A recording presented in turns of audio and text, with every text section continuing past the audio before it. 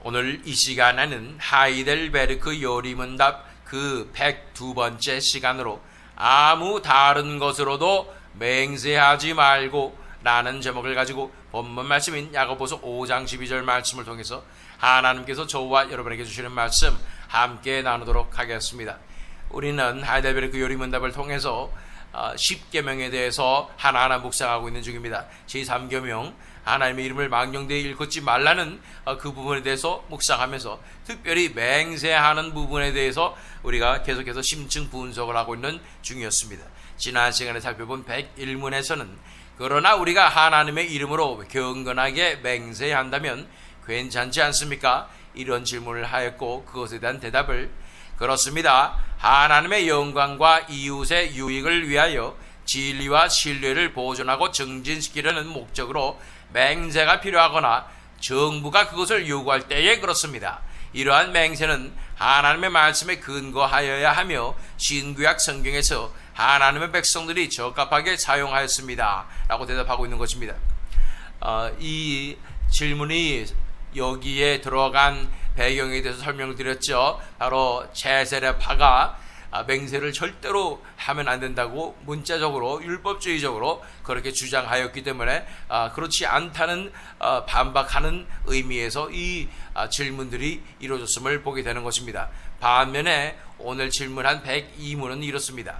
성자들이나 다른 피조물에 의지해서 맹세도 됩니까? 라는 것입니다. 이것은 그러면 무엇에 대한 반박이겠습니까? 그때 당시에 가톨릭 교회에 대한 반박인 것입니다.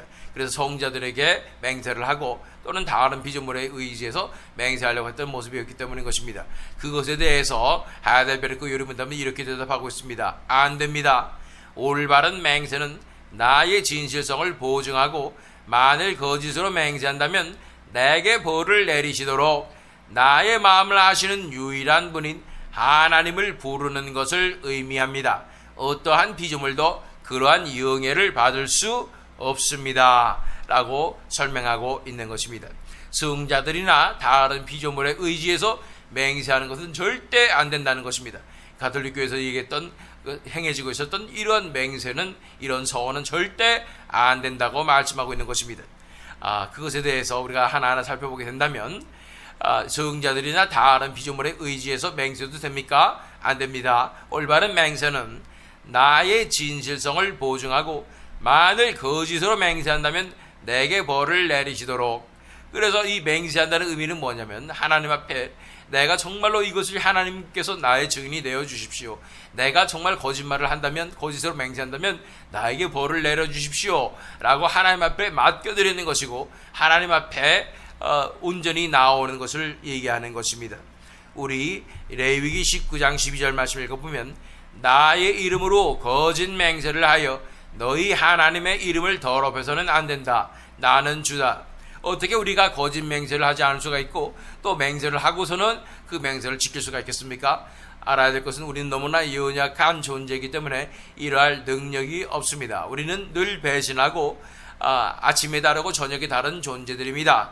화장실 갈 때 다르고 들어갈 때 다르고 나올 때 다른 그런 존재라는 것입니다. 그렇기 때문에 우리가 어떻게 보장할 수 있겠습니까? 그렇기 때문에 내 자신을 의지하거나 내 자신의 자신감을 가지지 말라고 예수께서 말씀해 주시는 것이죠. 그러나 하나님의 은혜를 의지하여 우리가 하나님께서 회복시켜 주신 자유의지를 사용하여서 이제 하나님만을 따르겠습니다. 하나님의 주권을 의지합니다 라고 나오게 될 때에 하나님께서 우리에게 놀란 은혜를 베풀어 주셔서 우리의 마음의 소원을 들어주시며 그래서 이러한 하나님께 드리는 그 약속을 지켜낼 수 있는 그 힘을 부어주신다고 말씀하여 주시는 것입니다. 진심으로 그러나 하지 않으며 내가 겉으로만 맹세한다고 얘기하면서 그렇게 거짓 맹세하는 것을 하나님께서 싫어하신다 그러고 그러면 하나님께서 엄청난 진노로 퍼부으시고 그래서 하나님께서 하나님의 이름이 더럽힘을 받게 되는 거기 때문에 당연히 벌받게 된다고 말씀하고 있는 것입니다. 그런 의미에서 봤을 때 오늘 질문, 성자들이나 다른 피조물에 의지해서 맹세도 됩니까? 안 됩니다. 올바른 맹세는 나의 진실성을 보증하고 만일 거짓으로 맹세한다면 내게 벌을 내리시도록 나의 마음을 아시는 유일한 분인 하나님을 부르는 것을 의미합니다. 이 진짜 맹세는 우리가 지난 시간에 살펴본 반대로 맹세할 필요가 없는 삶이라고 그랬죠. 하나님께서 내 증인이 되시는 삶인 것입니다. 하나님 앞에 진실되게 나아가는 것입니다. 내 마음을 보여드리는 것입니다. 그래서 하나님께서 내 마음을 아시는 그것을 믿음으로 하나님을 부르는 것이 진정한 맹세의 의미라고 말씀하고 있는 것입니다. 로마서 9장 1절 말씀 읽어보면 나는 그리스도 안에서 참말을 하고 거짓말을 하지 않습니다. 내 양심이 성령을 힘입어서 이것을 증언하여 줍니다.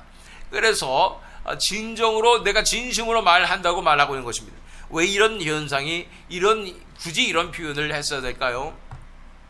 사도 바울 정도 되면 자아가 다 십자가에 못 박힌 사람인데 굳이 내가 정말 이건 참말이라고 그렇게까지 자신을 드러내면서 했어야 했을까라는 생각이 들지 않습니까? 그런 이유가 있다는 것입니다. 왜냐하면 사람들의 마음은 순수한 것이 없어서 간사한 마음이 항상 숨어 있기 마련인 것입니다. 그렇기 때문에 다른 사람의 말을 쉽게 믿으려고 하지 않고 삐딱하게 꼬아서 받는 경향이 있는 것입니다. 그렇게 순수한 마음이 아닌 간사한 마음으로 모든 상황을 대하는 사람들에게 사도 바울은 진심을 이야기하고 진실을 이야기하기 위해서 내가 정말로 진심으로 말하고 있다, 진실로 하나도 간사함이 없는 마음으로 말하고 있다라고 설명하고 있는 것입니다. 나는 그리스도 안에서 참말을 하고 거짓말을 하지 않습니다. 내 양심이 성령을 힘입어서 이것을 증언하여 줍니다. 그래서 보통 사람들에는 간사함이 없는 영이 임하지 않고 간사한 마음을 가지고 있기 때문에 이렇게 사람이 아무런 가식도 없이 진실로 이야기할 수 있다는 그 가능성 자체를 믿지를 않는 것입니다. 그렇기 때문에 교회 안에 문제가 일어나는 경우도 다른 사람들의 진심과 진실을 믿지 않으려고 하기 때문에 다 꼬아서 듣고 정치적으로 이런 계산이 있으니까 이런 얘기를 하는 거겠지라고 생각을 하게 되는 것입니다. 그러나 그리스도 예수의 사람들은 사도 바울과 같이 내 마음 가운데 간사함이 없는 영이 임하게 되는 것입니다. 그럴 때에 진실로 순수한 마음으로 이야기를 할 수 있다는 것을 알게 되는 것입니다. 이것에 대해서 사도 바울은 내 양심이 성령을 힘입어서 이것을 증언하여 줍니다 라고 고백하는 것입니다. 성령님께서 내 안에 증인이 되시는 것입니다. 하나님 앞에서 삼위일체 하나님 앞에서 내가 이것을 이런 마음을 가지고 있고 이것을 하나님께서 잘 아십니다 라고 말하는 것이 진정한 맹세의 의미라는 것을 바라볼 필요가 있는 것입니다. 고린도후서 1장 23절 말씀에도 사도 바울은 내 목숨을 걸고서 나는 하나님을 증인으로 모시렵니다. 내가 아직 고린도에 가지 않은 것은 여러분을 아끼기 때문입니다. 그러면서 자꾸만 의심하고 배배 꼬여있는 이런 사람들에게 이것은 진심입니다를 알려주기 위해서 하나님께서 나의 증인이 되십니다. 하나님께서 다 보셨습니다. 하나님께서 지금도 내 마음을 보고 계십니다 라고 고백하고 있는 것입니다. 그런 의미에서 하나님 앞에 맹세하는 것이라고 이야기하는 것입니다. 그것이 하나님 앞에서 사는 삶, 고람대오의 삶이며 그렇게 하나님이 내 증인이 되시는 삶임을 우리가 지난 시간에 살펴본 것입니다. 자, 성자들이나 다른 피조물에 의지해서 맹세도 됩니까? 안 됩니다. 올바른 맹세는 나의 진실성을 보증하고 만일 거짓으로 맹세한다면 내게 벌을 내리시도록 나의 마음을 아시는 유일한 분인 하나님을 부르는 것을 의미합니다. 어떠한 피조물도 그러한 영예를 받을 수 없습니다. 그런데 하나님만이 나의 증인이 되시는 것이지 그 다른 어떤 피조물에도 그러한 영예가 주어질 수 없고 다른 피조물, 다른 성자들이나 피조물에게 맹세를 해서는 결코 안 된다고 말씀하고 있는 것입니다. 이것에 대해서 예수님께서는 마태복음 5장 34절로 35절 말씀에 그러나 나는 너희에게 말한다. 아예 맹세하지 말아라. 하늘을 두고도 맹세하지 말아라. 그것은 하나님의 보좌이기 때문이다.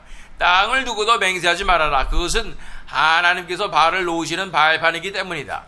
예루살렘을 두고도 맹세하지 말아라. 그것은 그 신 임금님의 도성이기 때문이다 라고 말씀하고 있습니다. 다시 말해서 하늘을 두고 맹세하던, 땅을 두고 맹세하던, 또 예루살렘을 두고 맹세하던 다 하나님께서 주관하시고 하나님께서 그 배후에 다 계시다고 말씀하고 있는 것입니다. 그런 피조물이 아무런 권한이 없고 하나님께서 계시기 때문에 하늘이 되는 것이고 땅이 되는 것이고 예루살렘이 하나님의 도성이 된다고 말씀하고 있는 것입니다. 같은 맥락에서 마태복음 23장 19절로 21절 말씀 읽어보면 제단을 두고 맹세하는 사람은 제단과 그 위에 있는 모든 것을 두고 맹세하는 것이요, 성전을 두고 맹세하는 사람은 성전과 그 안에 계신 분을 두고 맹세하는 것이다. 또 하늘을 두고 맹세하는 사람은 하나님의 보좌와 그 보좌에 앉아 계신 분을 두고 맹세하는 것이다. 결국은 피조물과 이 성인들과 이런 사람들고 맹세한다 할지라도 그들에게 권한이 있거나 권위가 있는 것은 절대 안 되라는 것입니다. 오직 하나님께서만 다 이 모든 권한을 가지시고 권위를 가지시기 때문에 그 어떤 피조물도 그 영예를 누려서는 안 된다고 말하고 있는 것입니다. 자, 성자들이나 다른 피조물에 의지해서 맹세도 됩니까? 가톨릭 교회에서 얘기하듯이 그렇게 하면 됩니까? 안 됩니다. 올바른 맹세는 나의 진실성을 보증하고 만일 거짓으로 맹세한다면 내게 벌을 내리시도록 나의 마음을 아시는 유일한 분인 하나님을 부르는 것을 의미합니다. 어떠한 피조물도 그러한 영예를 받을 수 없습니다 라고 대답하고 있는 것입니다.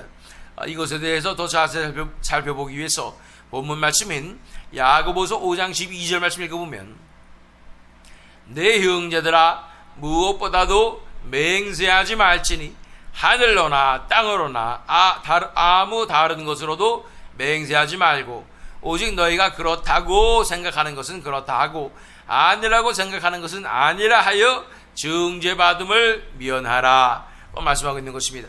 그래서 맹세하지 말라는 것은 하나님께서만 우리의 증인이 되면 되는 것이지, 하나님만이 우리의 마음을 아시는 분이기 때문에 하나님 앞에서 하나님께서 증인이 되시는 그 삶을 살면 되는 것이지, 성령님께서 우리의 증인이 되면 되는 것이지, 다른 것 굳이 하늘로나 땅으로 또 다른 것으로 성인들이나 피조물로 맹세하지 말라고 말씀하여 주시는 것입니다. 그렇습니다. 이 하나님만이 우리의 증인이 되시는 그 삶, 지난 시간에 살펴본 대로 코람데오의 삶이 중요하다는 것입니다. 우리 신명기 10장으로 가서 12절로 14절 말씀을 읽겠습니다. 이스라엘 자손 여러분, 지금 주 당신들의 하나님이 당신들에게 원하시는 것이 무엇인지 아십니까? 주 당신들의 하나님을 경외하며 그의 모든 길을 따르며 그를 사랑하며 마음을 다하고 정성을 다하여 주 당신들의 하나님을 섬기며 당신들이 행복하게 살도록 내가 오늘 당신들에게 명하는 주 당신들의 하나님의 명령과 규례를 지키는 일이 아니겠습니까? 그렇습니다. 하늘과 하늘 위에 하늘, 땅과 땅의 모든 것이 다 주 당신들의 하나님의 것입니다. 다른 것을 인정하지 말고 오직 하나님 한 분만 인정하는 것이고, 다른 것은 아무런 권위가 없고 오직 하나님 한 분께만 권위가 있는 것이기에 우리가 해야 할 일은 오직 하나님 한 분만을 경외해야 한다는 것입니다. 이런 의미에서 봤을 때에 하나님 앞에 진정한 맹세는 하나님만이 나의 증인이 되신다는 것이고 그 어떤 것도 권위를 인정하지 않는다는 것을 의미한다는 것입니다. 그래서 이것을 한마디로 표현한다면 바로 하나님을 경외함이라고 볼 수가 있는 것입니다. 제3계명의 가장 중요한 요소는 바로 하나님을 경외한다는 것입니다. 하나님의 이름을 망령되이 읽지 않는 것은, 거짓 맹세하고 이런 거 안 할 수 있는 것은 하나님을 경외해야 그것이 가능하다는 것입니다. 주 당신들의 하나님을 경외하며 그의 모든 길을 따르며 그를 사랑하며 마음을 다하고 정성을 다하여 주 당신들의 하나님을 섬기며 라고 말씀하고 있는 것입니다. 우리가 하나님을 경외함에 대해서 제대로 알 필요가 있겠습니다. 하나님을 경외하는 것이 아닌 것에 대해서 먼저 살펴보기를 원합니다. 하나님을 우리가 왜 경외하게 됩니까?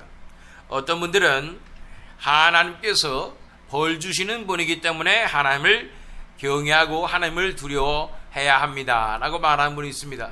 틀린 말이 아니죠. 하나님께서는 우리 인간의 몸을 죽이실 뿐 아니라 영혼을 지옥에 벌하실 수 있는 분이시기 때문에 그분을 두려워하는 것이 맞습니다. 이것이 현실이고 우리는 그 심판에 대한 두려움이 있어야 죄에 대한 회개와 진정한 회심으로 나아갈 수 있게 되는 것입니다. 그렇다고 해서 이것이 하나님을 경외함의 본질이라고 볼 수는 없는 것입니다. 한마디로 말해서 무서워서, 벌 받는 건 무서워서, 어렸을 때 엄마 말씀을 잘 듣는 이유가 엄마가 회초리 때리니까 무서워서 엄마 말씀을 잘 듣는다면 진정으로 엄마를 경외하는 것이 아니라 매를 두려워하는 것에 불과하다는 것입니다. 진짜 엄마를 경외한다면, 경외한다 말은 다른 말로 하면 존경하고 존중한다는 얘기죠. 엄마 말씀을 그냥 내가 엄마를 사랑하고 엄마를 존중하기 때문에 엄마의 말씀을 잘 순종하게 되는 것이 진짜 엄마를 경외하는 자녀들의 모습 아니겠습니까? 자, 그렇기 때문에 하나님께서 벌하시는 분이시기 때문에 벌벌 떨면서 하나님의 말씀을 순종하려고 하는 것은 진정한 하나님을 경외하는 모습이 아니라는 것에도 먼저 알 필요가 있다는 것입니다. 그렇다면 하나님을 경외하는 것은 어떠한 모습인가? 첫 번째는 하나님을 경외하는 것은 우리 자신의 존재를 인식하는 것과 연결이 됩니다. 한마디로 말해서 하나님 앞에서 우리가 얼마나 연약하고 아무것도 아닌 존재인지를 깨닫고 그분의 영광을 바라보니까 나의 초라함과 연약함을 깨닫게 되는 것이고, 내가 교만하게 내 힘으로 할 수 있다고 생각했던 모든 것들이 다 무너지고 겸손하게 그분 앞에 엎드려지게 되는 것이 바로 하나님을 경외하는 의 시작인 것입니다. 내 존재 의식입니다. 내가 이러한 존재입니다. 이런 존재로서 감히 어떻게 하나님 앞에서 내가 나설 수가 있겠습니까? 라고 자신을 낮추고 나오는 것이 하나님의 경외함의 시작인 것입니다. 두 번째는 하나님을 경외함은 하나님의 어떠하심을 깨닫게 되기 때문에 하나님 아닌 것에 대한 두려움이 사라지는 것을 말하는 것입니다. 한마디로 말하면 하나님을 경외하는 것은 사람을 두려워하지 않는 것을 말하는 것입니다. 하나님을 경외한다면서 사람을 두려워하고 세상을 두려워한다는 것은 하나님을 진정으로 경외하지 않는 것이며, 이 하나님 외의 존재를 두려워한다는 것은 이것은 진정한 하나님을 경외하는 모습이 아니라는 것입니다. 한마디로 하나님과 세상을 동시에 경외할 수 없다. 하나님과 세상을 동시에 두려워할 수 없다는 것입니다. 내가 하나님도 두렵고 세상도 두렵습니다 라는 것은 진정으로 하나님을 경외하는 모습이 아니라는 것이에요. 진정으로 하나님을 경외하는 사람은 세상을 두려워하지 않습니다. 인간을 두려워하지 않는다는 것입니다.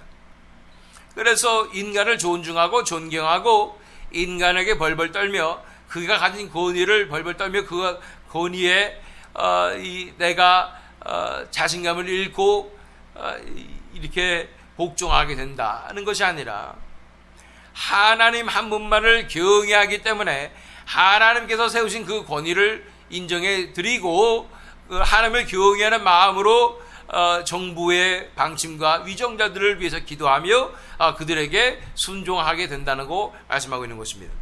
자, 이 본질적으로 다릅니다. 사람을 두려워하는 것과 하나님만을 경외함은 완전히 다르다는 것입니다. 세 번째, 하나님을 경외함의 본질은 결국은 그래서 그분을 존중하는 것이고 존경하는 것이기에 모든 일에서 그분만을 인정해 드리는 것을 말하는 것입니다.